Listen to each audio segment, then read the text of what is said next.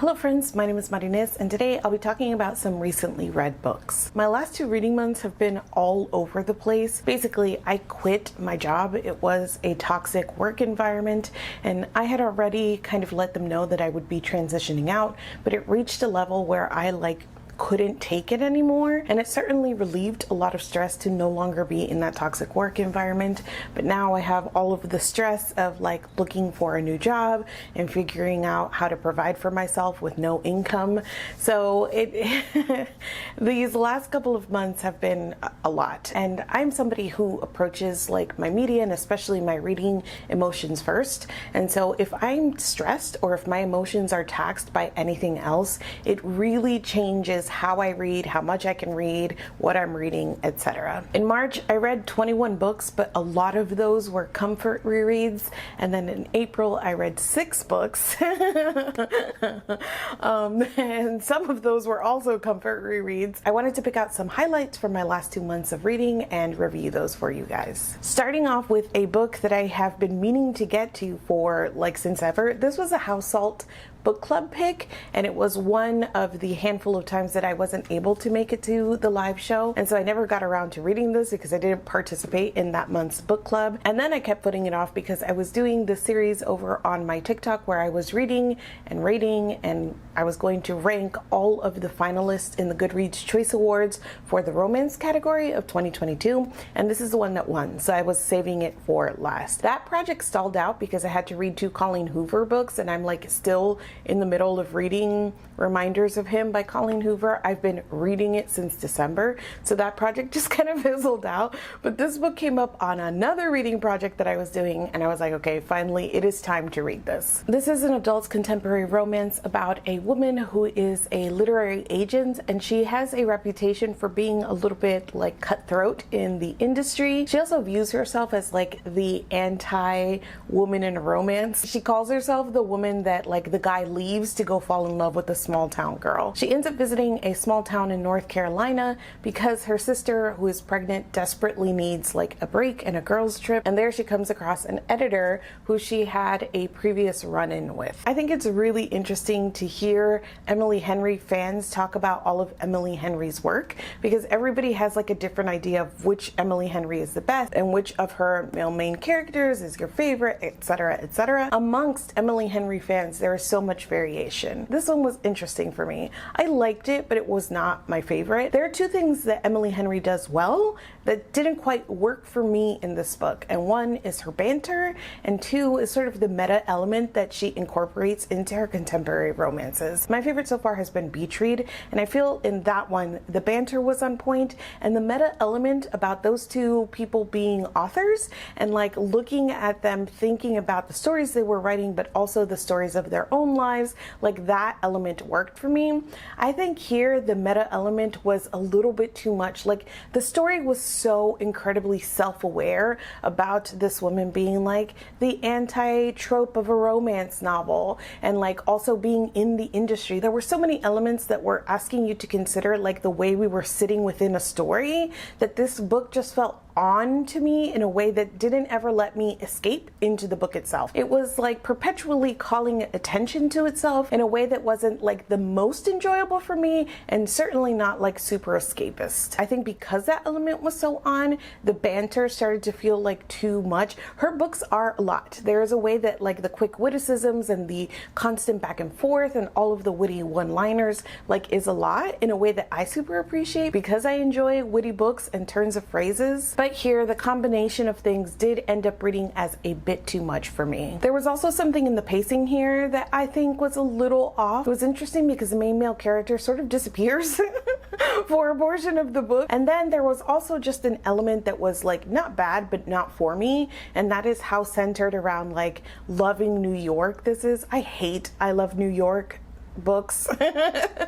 I'm not super fond of the city, period. I really enjoy visiting, but after a while I'm okay, get me out of the city. But I generally tend to dislike books that focus around love of the city. So overall, there were things here that I appreciated. I think Emily Henry is a really good writer. I very much enjoy her prose. I very much enjoy her dialogue, but the combination of all of the elements here just made this one not my favorite. I would give it like 3.5, maybe 4 out of 5 stars. Next up is The Unhoneymooners by Christina Lauren. This is an adult contemporary romance about a woman who goes on like a fake honeymoon because her sister and like everybody else at the wedding gets food poisoning, and so her sister and her new husband aren't able to go on the honeymoon, and the only two people that didn't get food poisoning was the bride's sister and the groom's brother. This is like an enemies to lovers sort of thing because those two people don't get along, but they decide to put like those differences aside to go on this fake honeymoon together that's basically already paid for. This was also a pretty mixed experience for me. I will say up front that contemporary enemies to lovers very rarely works for me. The characters always end up in situations where I'm like, how old are we? That is not your enemy, and it frustrates me. A lot of times these contemporary enemies to lovers hinge on some sort of like misunderstanding or miscommunication, and that was the case here, where one person like misread the other person and was like holding a grudge for a decade sort of thing, and I was just like, oh my god, please either use your words or grow up. I will say that in The Unhoneymooners, the story actually recognizes that, and there's a moment that even the main character is like, this is so stupid. I've been holding this grudge forever. So I appreciated that. I will also say that I had like highs and lows with the main couple themselves. There were times that it was a little cute. There was times that it was a little like weirdly pushy. The main female character is also Latina, and there was a bit too much of the like sexy, curvy Latina stereotype in here for my enjoyment. And then there was a lot of like quirkiness around this, which also goes hand in hand with fake dating, which is a trope that was used here because honestly there's like never a rational reason to fake date. So with fake dating there's always a ton of like quirkiness and like suspension of disbelief, and here the quirkiness didn't quite suit me, and it got into places where it was a little bit too much, where they were just going ham with keeping up appearances and keeping up this lie, and like all of the weird situations that they got themselves into because of this just started to feel a little bit over the top to me, a little bit cheesy in a way I wasn't always enjoying. So it was a very patchy experience. The highlights again were some moments between the couple that I did in fact enjoy. So I would overall rate this like a 3 out of 5 stars. Next, I read Before I Let Go by Kennedy Ryan. This is also an adult contemporary romance book, and this copy was actually sent to me by the author. This is a second chance romance, and so we are following a divorced couple who are still co-parenting their 2 children together and still running a restaurant together. I will admit that I picked this up I think right when I got it at the end of last year, and then I put it down because it almost immediately started to break my heart. It was so effective and like building out the sadness that these 2 characters were experiencing, the sort of tragedy of the breakdown of their marriage, which I will include, and I always include content warnings or links to content warnings in the description. When I finally picked this back up, I was like still sitting in that stress in a way, knowing that this was a romance. I knew we were going to get our happily ever after, but again, it was just so effective in building out these characters for me and building out their situation that I was like heart and throat the entire time. I actually had to go and like read the epilogue just to kind of soothe myself and go, okay, and then like go back and read the rest. I keep saying this and I will continue to say this, but Kennedy Ryan, at least in this book, because this is my first one, is doing what Colleen Hoover thinks she's doing, and that is actual romance books, adult contemporary romance books, looking at like darker or deeper or sadder subject matters and these really interesting and complex relationships. I enjoyed the details that filled this world, including all of the side characters. The children characters were also super complicated and had my entire heart. And one of the things that I enjoyed the best about this was the positive way that therapy was portrayed. Like everybody in this goes to therapy, and it was so wonderful to see that positively portrayed, especially because so many times in contemporary romances all I'm thinking is like someone needs to go to therapy, and here they do. All of that to say that this broke my heart, but absolutely put it back together again. I am interested in more from Kennedy Ryan, but I have to read it like in the right mood because I have a feeling that she will just continue to break my heart. There was recent news about the adaptation for this, and I think it will be absolutely wonderful to see the story of Black love on the screen, and I'm excited for that as well. I would give this like 4.5 out of 5 stars. I'll quickly go through some books that I have standalone reviews for, so you guys can check out more of my feelings in those videos. So first up, I have Priory of the Orange Tree by Samantha Shannon. This is an adult fantasy about You know, what is it about? We're following 4 different perspectives in this book, and they are from different like geographical, political, religious backgrounds. And essentially it's a story where like an ancient evil that everybody thought was defeated and was being kept at bay is coming back. And we see the way that these 4 people like fit into the story of how they're going to defeat this evil and how they also intersect. There's a very high level overview of what that plot is. I super did not enjoy this for a bunch of reasons. I think it was too long and it didn't earn its pages. I didn't really enjoy the writing style. I think that the 4 different points of view had too much similarity in terms of the voice, so it took a long time to differentiate them.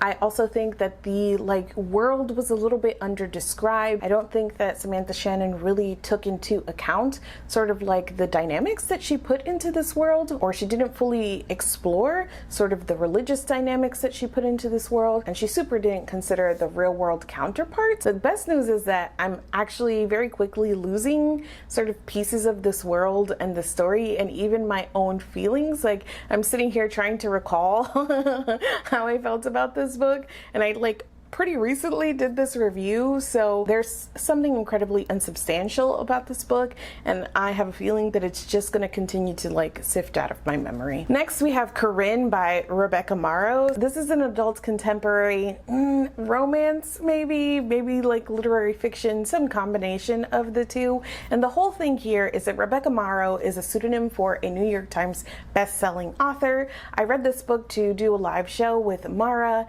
and Ashley and Rachel and Bethany, so I'll link the live show below. And during that live show we talked about our very complex feelings about this book, but we were also guessing who we thought the author was. And on the live show, like I didn't really have strong feelings about who the author was other than like it's not Stephanie Meyer.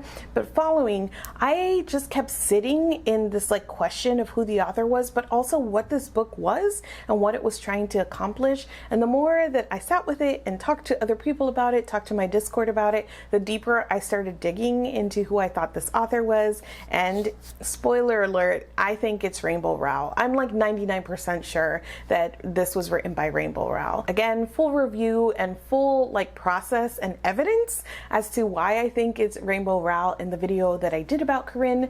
But also I want to add that since then Mara got a comment on that live show saying that somebody was looking for like an audiobook copy of Corinne and couldn't find it, and it has now been a couple of weeks that all digital copies of Corinne are just not available. You can't buy an ebook or an audiobook. Some libraries still have copies, digital copies to borrow, but the only thing really for sale right now is a hardbook copy.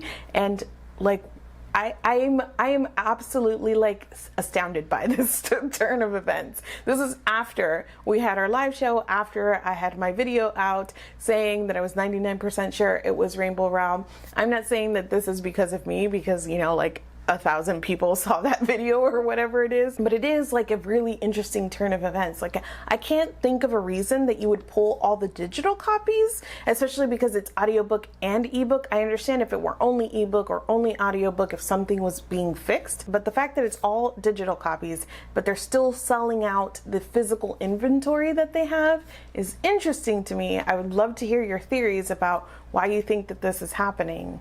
It just confirms, now I'm like 99.5% sure that this is Rainbow Rowell. I did also read 2 books for a Patreon exclusive series. I do have a Patreon. I've always treated it as a tip jar. So essentially there are no tiers or anything like that. It's pledge what you can if you want to support my work. Basically what I do is like I post extras when I have them there. I'm currently doing a chapter by chapter recap of A Court of Thorns and Roses. I recently went through the first chapter of The Night and Its Moon by CJ Piper with my commentary, and I've started the series where I'm reviewing books by my TikTok mutuals, mostly because I don't know like where to do that where it isn't like super awkward. The first books that I read for this project were by Charlie Nottingham. She's an indie author who I found on TikTok. Right now I think she's actually now with a small press, but she was indie when I found her. And I read The Last Beginning and Eluding Destiny, which are the prequel and the first book in her like 14 book series, and I give all of my thoughts about those 2 books in this video over on my Patreon. Another book that I read for a project, but this video isn't out yet,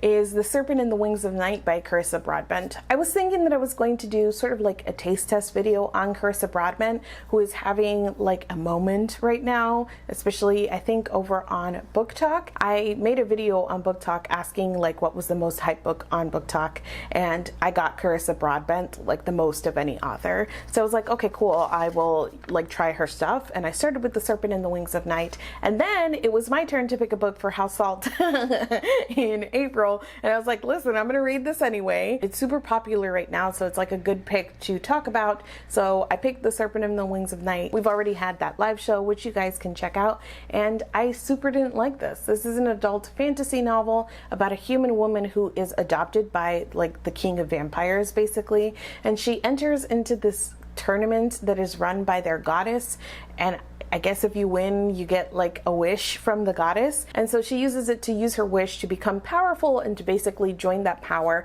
with her adopted father, who is the king of these vampires. Of course, while she's in there, one of the people that she's competing against becomes her reluctant ally, and you know, enemies to lovers stuff. It's so good at these plot synopses. I'm killing it. All of the games and everything around the games didn't make a lot of sense. I felt like I was reading this and kept asking myself, why? Why is this happening? Why is that happening? Why would you do that? How does that make sense? And like, it never really did. You have to sort of ignore all of the world building and plot aspects of it in order to enjoy sort of the character aspect of it and the romance and the enemies to lovers, but like none of that stuff worked for me either, because I felt that the characters were so incredibly flat. The writing is also super repetitive, so that is something that I don't find enjoyable. It was just sort of like tropey in a bad way, empty, flat, and people often say to read this like sort of after reading A Court of Thorns and Roses, like what to read next if you liked A Court of Thorns and Roses. That's really how it like gained traction over on Book Talk, and I sort of agree with that comparison between Sarah J. Maas's work and this work. It has the same flaws to me, it has the same sort of emptiness, it has the same sort of like ignore half of it if you want to enjoy vibe going for it. That's a bad comparison for me. I hated ACOTAR, I also hated this, but I guess if you loved ACOTAR, you will also enjoy this. I don't know. It was super unsuccessful for me in ways that I will dive deeper into with actual like text examples, because I think I'm still going to do this project, and I'm going to read maybe one more from Carissa Broadbent, the first book in her other series, Daughter of No Worlds. So I will give at least one more a try, and then hopefully you will see a video from me about this. And then to recover from that really bad reading experience, I read Swordheart by Teen Kingfisher, and this is an adult fantasy about a woman who gets an inheritance after her uncle passes away, but her aunt is like conspiring to have her married off to her cousin in order to take possession of the inheritance, but she wants nothing to do with the cousin or the aunt or the way that they treat her, and so this family ends up like locking her away until she agrees to marry the cousin. But thankfully she comes across an enchanted sword basically, and when she unsheathes it, a man comes out of the sword, and he is sworn to protect the wielder of the sword for like their lifetime. And so they escape and they go on this journey together to get some allies that will help her secure her inheritance. I absolutely love this. I love this so much. I kept thinking about this in comparison to Legends and Lattes, and how this was the better formula for me in terms of a low stakes fantasy. Really the key here for me was the fact that there are still stakes present for our characters, right? This is important to her. There was a plot engine, there was something we were doing, but it wasn't like super stressful for the reader. There was something still very cozy and comforting about the story, about the relationships, about the pace of the plot. And the thing that sells it here when you have something that is plot light is that you have to have characters that can carry the story, and I thought that these ones really did. I loved Hala so much. I will say that I did have a couple of quibbles with the story, and one was repetition, and particularly the repetition around characterization. Hala is very inquisitive. She asks a lot of questions, so we hear about her asking a lot of questions, like a tad too much for my personal liking, but it is balanced by the fact that she has other characteristics, and we get to see that inquisitive nature in action in ways that are plot and story relevant. It isn't just sort of like a throwaway characterization or a thing that people say about this woman over and over. It is very much her nature, and we see that in practice. I loved her relationship with Sarkis so much. I loved it so much. This is such a good example also of like a grumpy character, but one who isn't like mean to our main character. And again, I love their dynamic. I love their banter. I love seeing the progression of their relationship. And while they do have some like miscommunication between them, it is handled really quickly, and like with some reflection on our characters' points, they're able to say, okay, like I understand why this happened, let's fix it. And I loved that as well. I miss this book. I miss reading about these characters. Like immediately after I finished, I was like, oh, like I'm gonna miss them, and I do, but it makes me really excited to continue to read more of T. Kingfisher's fantasies. I mentioned that I'm rereading a lot, and I'm not going to talk about all of the things that I'm rereading, but I did want to say that the Kate Daniels buddy read that is happening in my Discord is still going strong. We finished the 4th book in April, and I'm just loving how much everybody is loving this series. It's making me so happy because I think that this is such an excellent series, even with its faults, especially in some of these early books that are a little exposition heavy and a little bit tropey. This is a series that I think just continues to get stronger, especially as you get to know these characters and love these characters, and all of the plots build on each other and get a little more complex. This is what I wish I could put in like Book Talk's hand as they're looking for fantasies that have romantic elements. This is paranormal and urban fantasy, and the relationship is a slow burn. It takes them a few books to get together, but that relationship really is such a big part of this. And not only that one, because this is about our main character Kate Daniels and how she's been indoctrinated to basically live a life alone because she is trying to not attract attention. She is incredibly powerful and she's hiding from her very powerful father. But as we meet her and the series takes off, we see her just attract more and more people to this like found family that she creates throughout the series. It is action-packed. Kate Daniels is an excellent main character. I love her so much. She is gunning and she is punning. She's capable and she's got a big heart, and I just love her to pieces. So we're having so much fun going through these in detail and sharing our thoughts. And finally, I have been rereading the Fairyland series. Kara invited me to read along with her. We've dedicated one live show to each of the books. The live shows for the 4th and 5th book are now up. We are done with the series, but we have one more live show to go to discuss the series in general, and we'll be discussing series thoughts, ranking all of the books, and all of that. I am so happy that she loved these because this is one of my favorite series of all time. I just love them to pieces.